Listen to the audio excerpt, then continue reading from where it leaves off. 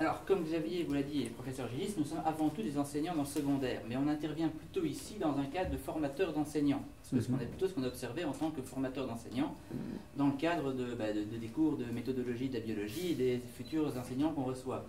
Donc il faut plutôt prendre ça comme un retour d'expérience plutôt qu'une vraie étude approfondie sur le sujet.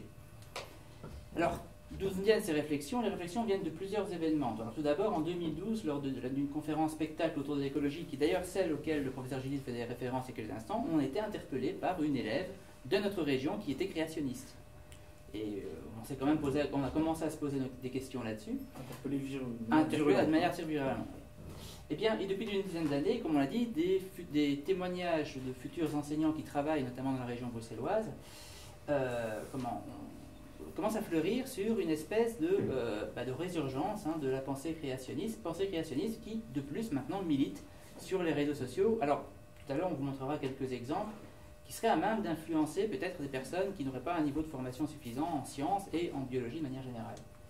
Alors, de manière générale, la théorie de l'évolution, pour ce qu'on a pu en vrai, est surtout mal perçue, très mal comprise, et critiquée maintenant ouvertement.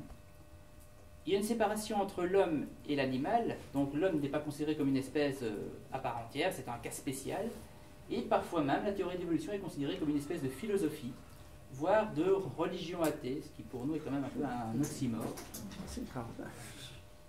Et donc on s'est posé la question de savoir mais pourquoi est-ce que l'enseignement était inefficace. Alors on a essayé un peu de synthétiser nos réflexions autour de trois grands axes. Alors, il faut comprendre le mot apprenant ici au sens large du terme. Ça peut être à la fois pour les élèves, mais aussi pour les futurs profs, donc enseignants en formation. Il y a trois axes selon nous. Un environnement socioculturel, tout ce qui est préconception, je dirais. Le fait que la matière scientifique de la théorie de l'évolution est une matière scientifique complexe, qui nécessite une compréhension globale du processus pour pouvoir bien être appréhendé. Et évidemment, tout ce qui est trait au processeur et au cursus scolaire en général. Alors, c'est notre impression, mais on a lancé un mémoire cette année en didactique de la biologie sur l'évolution, et donc on a été amené à faire un peu de bibliographie. Et de cette bibliographie, on s'est rendu compte que ce qui a été cité dans plusieurs études, que vous voyez ici, montre les mêmes axes. En fait. Donc quelque part, ça reste un peu cohérent. Notamment tout ce qui a trait à l'épistémologie de l'élève, la matière difficile, etc., etc. Alors, concernant l'environnement socioculturel, il y a eu des études qui ont été faites notamment sur Bruxelles, principalement. Il n'y en a pas des masses sur la région montoise, mais sur Bruxelles, on voit que plusieurs facteurs qui peuvent déterminer, il y en a a priori une préconception des élèves envers la théorie de l'évolution, c'est notamment lié à la religion. On pense à pas loin d'un quart des élèves qui ne croient pas, tel quel, au sens propre du terme, à l'évolution. L'évolution est une création divine. Alors c'est 25%, mais ça peut monter jusque plus de la moitié, je pense, en ce qui concerne les élèves de confession musulmane. On a pu remarquer également que pas loin de 40% des élèves, toutes religions confondues, pensent que l'homme est un animal à part, n'est pas un animal, c'est quelque chose qui est à part. Et ça peut monter jusque 60%, je pense, dans la population musulmane de mémoire. De mémoire, une petite remarque intéressante, c'est le fait que des élèves qui se disent, eux, sans religion et totalement athées, ont aussi un problème avec le statut de l'homme. Donc ça, c'est quand même quelque chose qui est un peu particulier. On voit que c'est également corrélé, on a pu remarquer aussi dans ce type... Lui après. Oui, c'est après. Je reprends. Voilà. On va le laisser pour après lui. C'est le meilleur.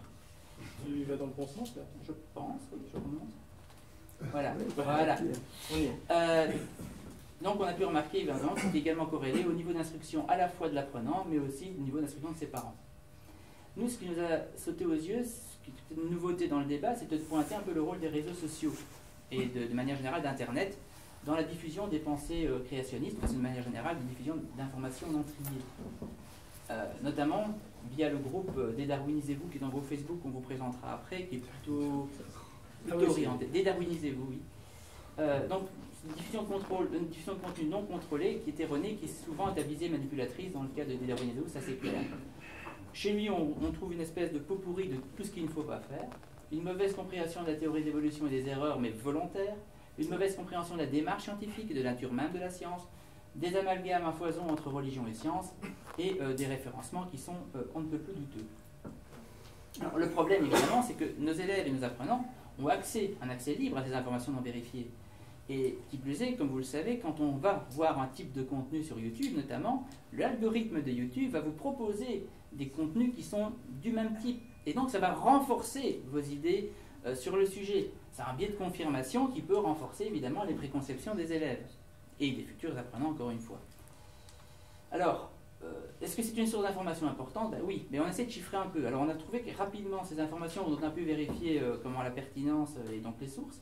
Si on regarde en 2006, qui était la date d'ailleurs de l'étude qui a été faite sur la région bruxelloise, on voyait que par jour, pas par heure, pardon, non par minute, je vais bien dire, il y a 6 heures de vidéos qui étaient uploadées sur YouTube. En 2015, on était à 400. En 2018, on peut tabler à avoir largement dépassé. Ça veut dire que le nombre de vidéos disponibles, et donc dans lesquelles se trouve tout et n'importe quoi, en ce y compris du contenu créationniste, a explosé. Et quand on voit que, par exemple, pour les Français, vous avez à peu près la moitié des personnes qui visitent YouTube y vont pour apprendre des choses, bah, ils peuvent apprendre sur des sources qui sont non triées et erronées. Alors, qu'est-ce qu'on peut trouver sur YouTube de totalement erroné? Eh bien, on va sélectionner deux exemples très caricaturaux de ce qu'on peut trouver sur YouTube et sur Facebook en termes de caricature du créationnisme. Attention, ce qu'on va vous montrer là n'est pas pour des élèves, c'est plutôt pour des futurs professeurs. C'est eux qui vont peut-être plus à même de fréquenter ce type de site. En fait, le problème, c'est que quand on va donner à un élève la consigne de se documenter sur un sujet, fatalement, Internet va être sa première source d'information. Et donc, via Internet, il va tomber sur tout et n'importe quoi. Alors, il y a peu de chances qu'effectivement, les deux extraits qu'on vous montre, un élève, il soit directement confronté. J'ai presque envie de dire c'est pire, parce que ces deux sources-là, on peut très rapidement, en fait, montrer le côté totalement irrationnel. On vous le montre de manière caricaturale. Mais il y a des sites sur lesquels de mes élèves, d'ailleurs, sont déjà tombés, où c'est beaucoup plus vicieux, c'est beaucoup plus caché, en fait. C'est beaucoup plus difficile, en fait, de pouvoir appréhender qu'il y a un problème, et notamment un problème créationniste derrière. Alors, le premier d'entre eux, c'est l'abbé Accrochez-vous à vos Framand. sièges. Oui, accrochez-vous, oui. L'abbé Framand, qui est professeur au lycée Saint-Bernard-de-Bailly, donc une école privée française, qui on va vous montrer ici un exemple d'une de ses conférences destinée aux élèves. D'accord? C'est destiné aux élèves. Et on vous a choisi sa conclusion, parce qu'on ne va pas vous infliger l'heure de conférence. L'évolution, du point de vue scientifique, c'est une théorie sans preuve, qui suppose des invraisemblances formidables et qui est même impossible du point de vue mathématique. Voici ce que dit Kierkegaard, un évolutionniste et un zoologiste de l'université de Southampton. Oh, je suis désolé, je prononce très mal l'anglais. Southampton, voilà. En parlant des différentes hypothèses qui sont nécessaires au processus de l'évolution. La première hypothèse fut que le non-vivant avait donné naissance à du vivant. Cela demeure toujours une hypothèse. Il y a toutefois très peu de preuves en faveur de la biogénèse, et jusqu'à maintenant, nous n'avons aucune indication qu'elle soit possible. Il s'agit donc d'un acte de foi de la part des biologistes que de croire en la réalisation de la biogénèse.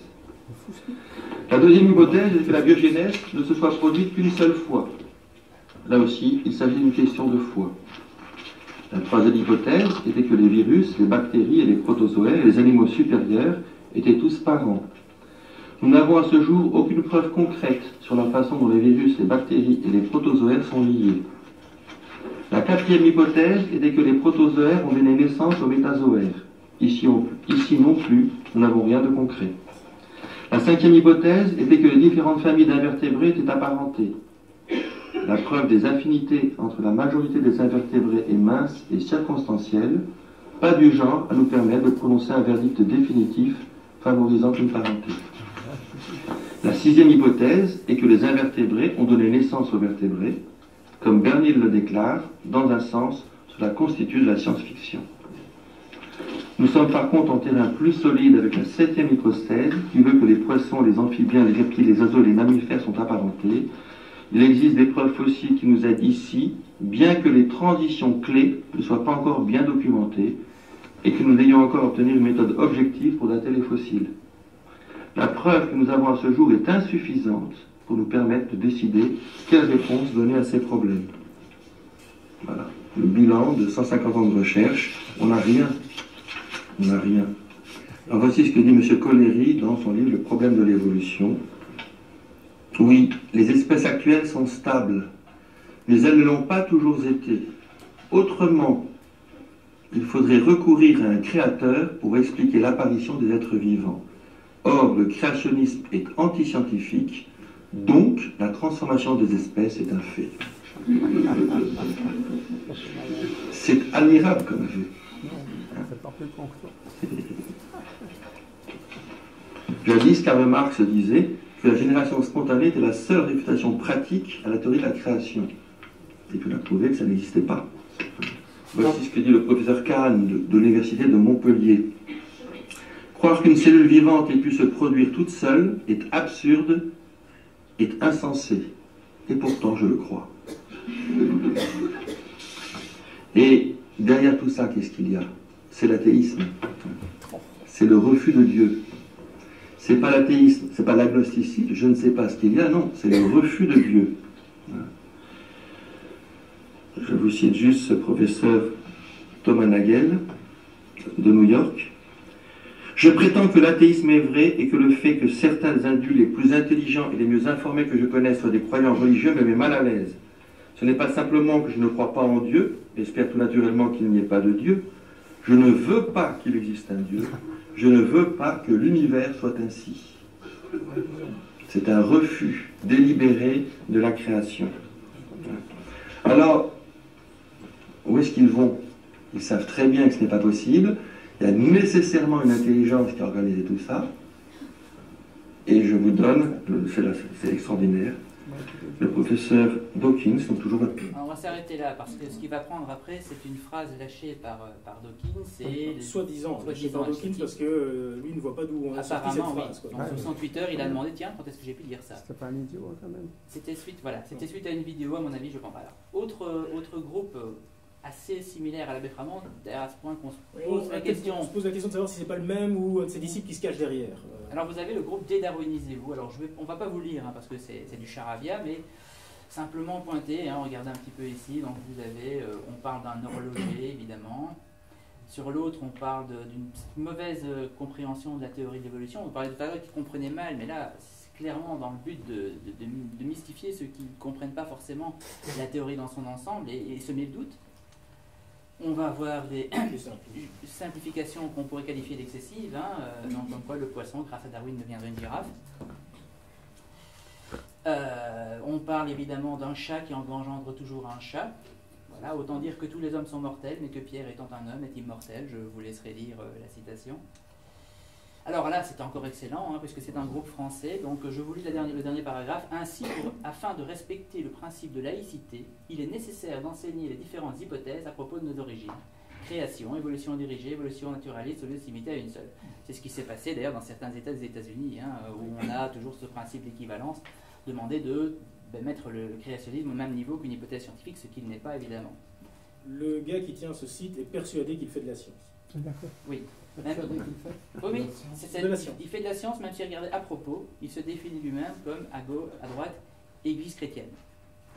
Mais site web, en fait, c'est coupé, mais c'est site web de science. Donc même dans le référencement de la page, effectivement, c'est un peu vicelard. Plusieurs dizaines, centaines de personnes l'ont déjà dénoncé, mais la magie des réseaux sociaux et de Facebook en particulier, dans ça, il n'y a pas de correction. On parle d'un extraordinaire conditionnement évolutionniste opéré sur les foules, donc théorie du complot, parce qu'on n'en était pas loin, autant y aller directement. Et enfin, voilà, c'est ce qu'on disait tout à l'heure avec Xavier, voilà, on pense en fait que tout ça, cette espèce de focalisation du créationnisme sur l'enseignement, peut un peu s'expliquer par le dernier commentaire. C'est certainement, donc le créationnisme, certainement l'arme la plus puissante dont on dispose à l'heure actuelle pour réintroduire un peu de transcendance dans ce monde qui part en cacahuète. Donc de faire rentrer la transcendance par l'enseignement. Voilà. En fait, l'idée, c'est que manifestement, si on essaye de comprendre un peu la logique qui est derrière, ce qui nécessite, sans vomir sur le clavier, d'arriver à lire un peu plus loin sur la page du bonhomme, derrière eux, l'idée, c'est qu'à partir du moment où on devrait reconnaître comme scientifique la théorie du créationnisme, ce qu'il appelle la théorie du créationnisme, eh bien, quelque part, ça permet de remettre, évidemment, le divin dans la société civile aussi, puisque l'hypothèse doit être admise. Alors, ce qui fait que la théorie, que ce genre de site et de vidéos trouve un public, c'est que la théorie de l'évolution, c'est avant tout une matière complexe. Et Xavier va vous expliquer pourquoi est-ce que c'est une matière si complexe que cela. Alors justement, donc ça nous permet d'aborder la deuxième problématique qu'on avait pointée, qui est la matière et la démarche qui y est associée, donc la matière scientifique en elle-même. En fait, en gros, l'évolution, c'est quelque chose d'assez simple, au niveau du noyau, on va dire. Après, ça se complique un peu quand même. Mais au niveau du noyau, finalement, il y a deux éléments importants. Alors, d'abord, le hasard, et puis la sélection. En gros, quand on prend une population, de quelque espèce que ce soit, quand on prend une population d'êtres vivants, eh bien on s'aperçoit que tous les individus ne sont pas identiques. Et par hasard, au gré des mutations, on peut avoir des caractères qui changent ou des caractères qui apparaissent, des nouveaux caractères qui apparaissent. Et puis de là, vous connaissez l'histoire, soit le caractère va permettre, alors non pas d'être plus efficace, mais en tout cas simplement d'augmenter le succès reproducteur des individus qu'il porte, et de génération en génération, c'est pas un individu qui se transforme, c'est de génération en génération, la population va se transformer avec une fréquence plus élevée de ce caractère. Au contraire, si le caractère réduit le succès reproductif des individus qu'il porte, ce qui va se passer, c'est que petit à petit, la fréquence de ce caractère, à condition qu'il ne soit pas létal au départ, la fréquence de ce caractère va évidemment se réduire, voire devenir nulle dans la population. Donc le caractère disparaît. Donc finalement, c'est un processus qui est très simple. Sauf qu'à partir de là, justement, c'est un petit peu le paradoxe. Comme le noyau, finalement, de la théorie est très simple, ça va très vite de pouvoir faire des mauvaises conclusions, de pouvoir pousser le raisonnement jusqu'à l'absurde. Le cas le plus flagrant qui a été repris, c'était de finalement résumer à un moment donné la théorie de la sélection naturelle, et donc le modèle darwinien, à la loi du plus fort. Ce qui a permis à certains d'ailleurs, et permet encore dans une certaine mesure à certains de prétendre que d'ailleurs les évolutionnistes avaient permis de donner des bases scientifiques aux théories nazies. Donc allons-y gaiement. Hein. Donc c'est un peu le paradoxe. C'est quelque chose de très simple. Finalement, ça tient sur quoi? Ça tient sur la sélection naturelle. Le nom d'ailleurs le dit bien, la sélection naturelle des variations. Donc là-dedans, vous avez deux phénomènes. Simplement le hasard et la sélection. Bon, à côté de ça, il y a d'autres phénomènes qui interviennent. On connaît le rôle des crises d'extinction, notamment, qui vont donner des coups d'accélérateur à un moment donné dans l'histoire du vivant. On connaît également le rôle de la dérive génique, qui repose aussi sur le hasard, soit dit en passant. Mais bref, ça veut dire que, généralement, si on se limite à ça, on ignore comme ça toute une série d'autres éléments qui viennent compléter la théorie de l'évolution. Du coup, en fait, on a de nombreuses mauvaises interprétations. Alors, je vous les donne un petit peu en vrac. D'abord, lier la théorie de l'évolution à l'apparition de la vie. Absolument pas, en fait. Les évolutionnistes, alors je mettais des guillemets, mais ne s'intéressent pas à la manière dont la vie est apparue. Aucun évolutionniste partisan de la théorie de l'évolution ne va vous dire qu'en fait, il a besoin d'expliquer qu'on est passé de la matière inerte à la matière vivante. Absolument pas. On s'intéresse à ce qui se passe une fois qu'il y a des vivants. Point. Donc, ce n'est pas une condition nécessaire et suffisante. Ça, c'est déjà une première erreur. Ensuite, on associe toujours quand je dis toujours, ce n'est pas que les créationnistes, y compris les gens qui ne comprennent pas bien le système. On associe toujours l'évolution à quelque chose de linéaire et une sorte de marche au progrès. Vous savez ce qui fait passer de l'homme comme ça à nous. Enfin, bon. Sauf qu'en fait, ça ne s'est pas passé du tout comme ça. Il n'y a pas de marche au progrès. Alors, je ne vais pas rentrer dans le détail, ce n'est pas le but ici, mais d'ailleurs, on peut montrer que la plupart des marches au progrès qu'on présente habituellement dans les illustrations sont, allez, pour prendre une expression un peu caricaturale, ce sont des gros foirages évolutifs. Pourquoi? Parce que généralement, ça se fait dans des familles où la diversité en nombre d'espèces dans la famille est en train de s'effondrer, y compris notre espèce, c'est dit en passant. Autre problème souvent soulevé par les créationnistes comme par des gens qui admettent malgré tout le mécanisme, c'est le fait que, mais c'est vrai qu'il n'y a pas beaucoup de chaînons manquants. C'est vrai qu'on ne voit pas bien dans les archives fossiles.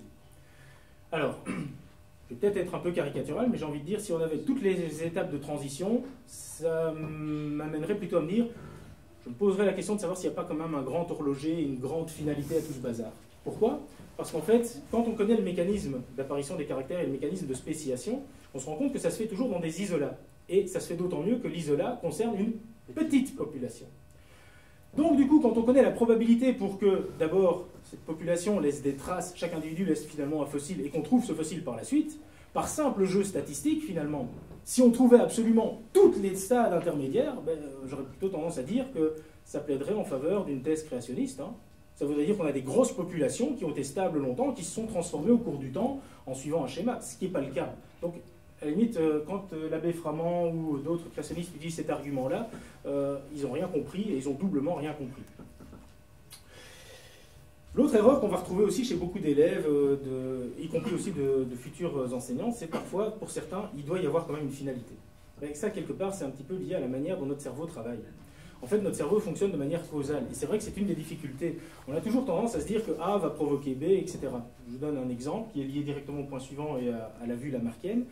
Pour beaucoup de gens, le milieu change et donc ça va entraîner des changements dans les populations. Alors oui, ça entraîne des changements dans les populations, mais ce n'est pas parce que le changement a provoqué une modification de la population, on a simplement changé les contraintes de sélection. Et donc du coup, effectivement, la population va évoluer, effectivement, mais il n'y a pas de lien de cause à effet au départ.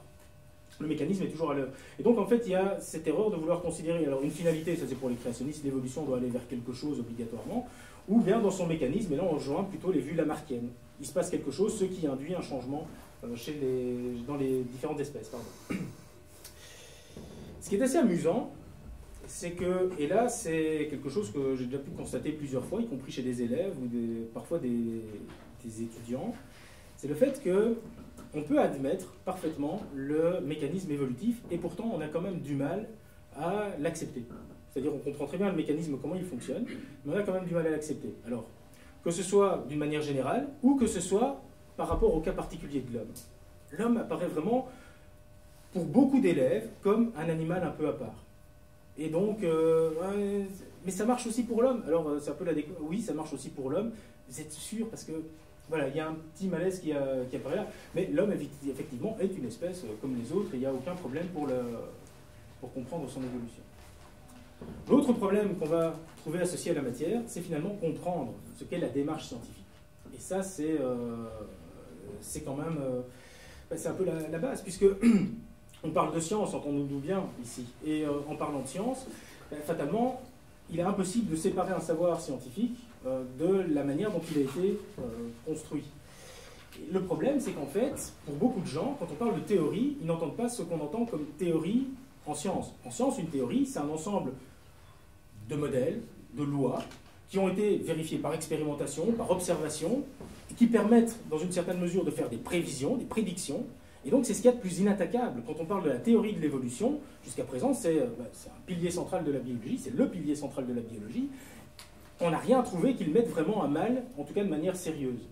Et les gens confondent ça avec théorie, mais dans le langage courant, oui, mais ça c'est encore une de théories fumeuses, c'est un ensemble d'hypothèses comme ça qui sont amenées un peu sans queue ni tête parfois. Non, c'est pas du tout ça. Donc déjà, il y a un problème, on ne comprend pas ce que les scientifiques appellent une théorie.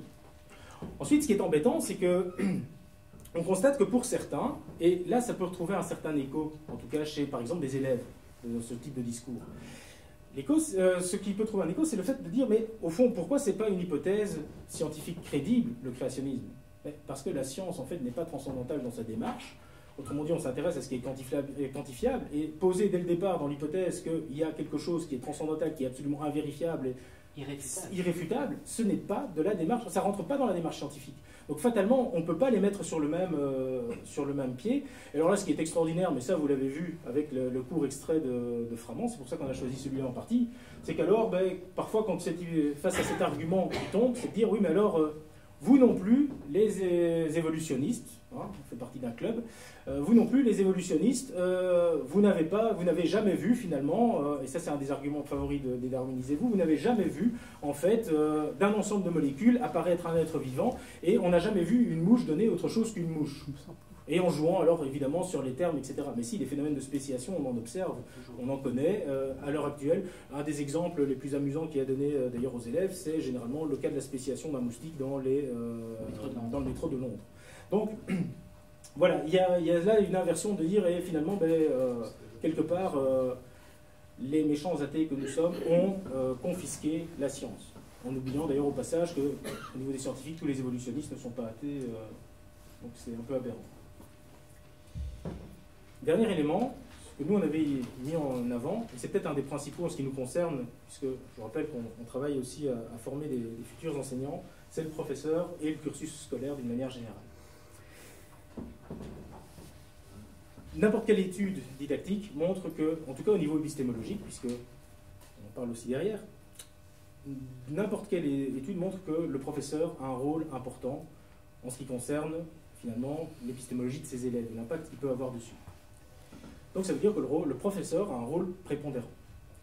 Oui, mais alors, dans ce cadre-là, nous on constate une chose, c'est qu'en biologie, l'agrégation pour l'enseignement secondaire, le degré supérieur, 4e, 5e et 6e année, notamment là où on parle plus d'évolution, on s'est rendu compte qu'il y a toujours eu une diversité de profils assez importante, avec une variété d'étudiants qui arrivent avec un bagage plus ou moins orienté BBMC, donc biologie moléculaire et cellulaire, plus ou moins orienté biologie des organismes et écologie. Bref, on a toujours eu.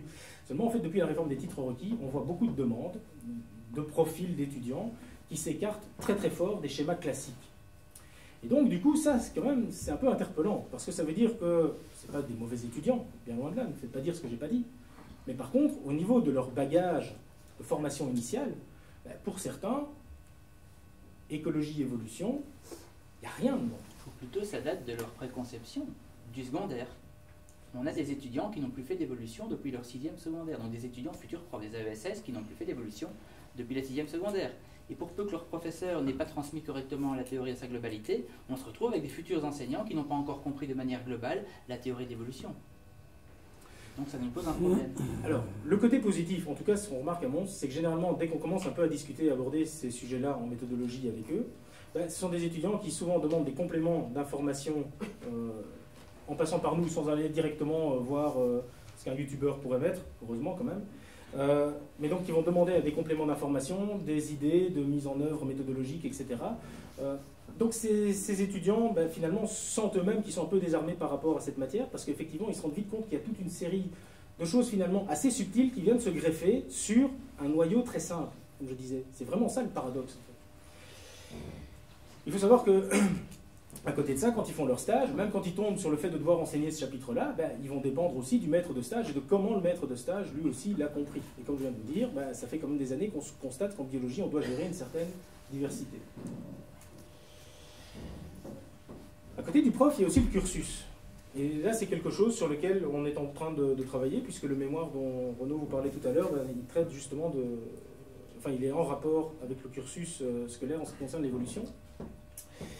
On sait que l'évolution, pour pouvoir l'appréhender et commencer à comprendre, il faut une vision assez globale des choses, une vision de la biologie qui est globale. Or, le problème, c'est qu'en fait, on se pose la question de savoir si la répartition de la matière et si le programme d'une manière générale, au moment où il va falloir aborder ce pilier central, je vous rappelle, dans ce qu'il disait, rien n'a de sens en biologie si ce n'est à la lumière de l'évolution, est-ce que les élèves ont eu une vue globale des choses? En fait, quand on regarde bien, le programme de secondaire, particulièrement de secondaire supérieur, c'est un programme qui est quand même drôlement orienté, si on n'y fait pas attention, vers la biologie humaine. Et pas toute la biologie. Il y a un aspect naturaliste qui est un petit peu perdu. Alors, ça va un petit peu mieux depuis les unités d'acquis d'apprentissage. Puis la mise en place des unités d'acquis d'apprentissage, on a quand même ramené un petit peu de la diversité, l'étude de la diversité du monde vivant en 4e, on insiste plus dessus. Mais par contre, c'est une question qu'on peut se poser, est-ce que le fait de voir le mécanisme de sélection et d'apparition aléatoire des caractères en 4e année, puis de faire de la biologie humaine, parce que ce n'est que ça en 5e, et puis revenir de nouveau avec l'évolution une fois qu'on a fait la génétique, est-ce que quelque part, c'est ce qu'il y a de plus pertinent? Voilà, c'est une question. Je n'ai pas dit que j'avais la réponse, je n'ai pas dit que c'était bien, je n'ai pas dit que c'était mal, j'en ai pas d'idée, c'est justement une question à creuser. Alors, on avait dit qu'on pointait les obstacles. Donc vous avez compris, il y a 3, pour nous, volets sur lesquels il faut travailler. Il y a très certainement, même si on y est moins confronté directement, des préconceptions qui sont parfois très dures des élèves vis-à-vis des schémas de l'évolution. Il y a l'aspect de la matière qui nécessite véritablement d'être bien réfléchi, très clairement, et de mettre au point une stratégie d'enseignement qui est cohérente. Et puis il y a le professeur et la formation du professeur. Donc ça, c'est aussi un élément de réflexion qu'on doit avoir. Alors, évidemment, dans les premiers éléments sur lesquels, à notre avis, il faut insister, c'est le niveau de formation et la formation des enseignants. Ça, c'est très clair. En biologie, on doit absolument faire attention à cette hétérogénéité et d'une manière ou d'une autre, au cours du cursus, on pense qu'il faut faire attention à leur fournir les éléments, particulièrement par rapport à ce chapitre-là, dont ils auront besoin pour pouvoir finalement attaquer littéralement le problème en classe. D'autre part, il y a un problème certainement à propos de l'agencement des matières, comme je disais. Alors, récemment, je suis tombé sur un article qui disait finalement la théorie de l'évolution, à l'heure actuelle, vous savez qu'on n'est pas obligé de l'enseigner comme on l'étudiait il y a 30 ans d'ici, c'est-à-dire en passant par l'historique. Au départ, il y avait les créationnistes, puis il y a eu les évolutionnistes, puis ceci, puis cela, enfin bref, parce qu'en plus on fait des raccourcis tant qu'on y est. En fait, il y a une réflexion à avoir par rapport à l'agencement des matières, et certains disent, bah, finalement c'est bien de le voir après la génétique, parce que directement à ce moment-là, les élèves ont finalement les bases qui permettent d'expliquer ces mutations aléatoires. Et donc, quelque part, ça aide effectivement à comprendre et à accepter plus facilement le modèle. À notre avis, ça vaut la peine de réinvestir aussi dans la démarche scientifique. Alors oui, effectivement, dans tous les programmes de sciences, vous allez voir qu'on va vous dire que, attention, il faut faire attention à la démarche scientifique, effectivement, mais ça se tient à ça. Actuellement, on va essayer de pousser aussi en disant, vous pouvez appliquer la démarche via des démarches d'enquête, par exemple. Oui, c'est très bien, mais il n'y a pas que ça, en fait. Et la démarche scientifique, surtout avec des élèves, puisqu'on parle d'élèves qui sont plus grands en ce qui nous concerne, avec des élèves plus grands, la démarche d'enquête, c'est pas suffisant. Il faut à un moment donné aussi leur expliquer peut-être comment fonctionne d'une manière ou d'une autre la science et la démarche scientifique, de manière à éviter les confusions sur lesquelles évidemment se ruent notamment les manipulateurs, du style de ceux que vous avez vus juste avant. Alors d'une manière générale aussi, alors là c'est un peu de la théorie, mais on sait que dans les différentes manières d'enseigner, la démarche constructiviste est souvent préférable. Maintenant, on est bien d'accord, comme prof, on se rend vite compte que si on devait faire du constructivisme tout le temps, c'est-à-dire que l'élève doit construire chacun de ses savoirs, on ne va pas y arriver, quoi, parce que finalement, l'année, elle commence au 1er septembre, elle finit au 30 juin, et qu'entre-temps, il faut quand même penser aux examens. Donc, on n'a pas le temps. Mais par contre, s'il y a un des chapitres sur lesquels ça vaut la peine peut-être de travailler comme ça, et que d'aider l'élève à construire vraiment de manière à s'approprier un savoir, c'est probablement un de ces chapitres-là. Et puis, il y a un dernier point, qui fait résonance au premier, d'ailleurs. De notre avis, quand on a préparé, on s'est dit, mais finalement, vu l'importance que vont avoir, on va dire, tous les médias en ligne, il y a clairement, comme source d'information pour les élèves, pour les futurs profs, mais aussi pour les profs, clairement, en fait, il faut investir aussi un petit peu, selon nous, dans l'éducation aux médias. Ça pourrait se faire, par exemple, via le cours de PC, pourquoi pas, mais en tout cas, il y a un problème d'éducation aux médias. Il faut que les élèves, clairement, puissent avoir les clés qui leur permettent de se dire, attention, ça, c'est peut-être pas fiable comme information. Alors, c'est un peu enfoncer une porte ouverte, ça fait longtemps qu'on le dit, mais en tout cas, il y a... alors, je ne suis pas spécialiste des médias, donc comment faire? Ça, je pense qu'il y a d'autres personnes qui sont beaucoup plus qualifiées que moi pour le savoir, mais il y a en tout cas quelque chose à faire en rapport avec la formation des enseignants aussi. Éducation, la philosophie et citoyenneté. Philosophie et citoyenneté. Donc, on pense que c'est ce que les médias appellent parfois en déformant le cours de rien. Voilà, c'est donc, l'idée en tout cas, c'est clairement, en ce qui nous concerne, les deux points importants, pour nous, les deux leviers qu'on a, c'est effectivement la formation des enseignants et renforcer l'éducation aux médias. Ce sont les deux éléments qui sont certainement, comme je disais, oui, les deux principaux à explorer. Voilà. Merci.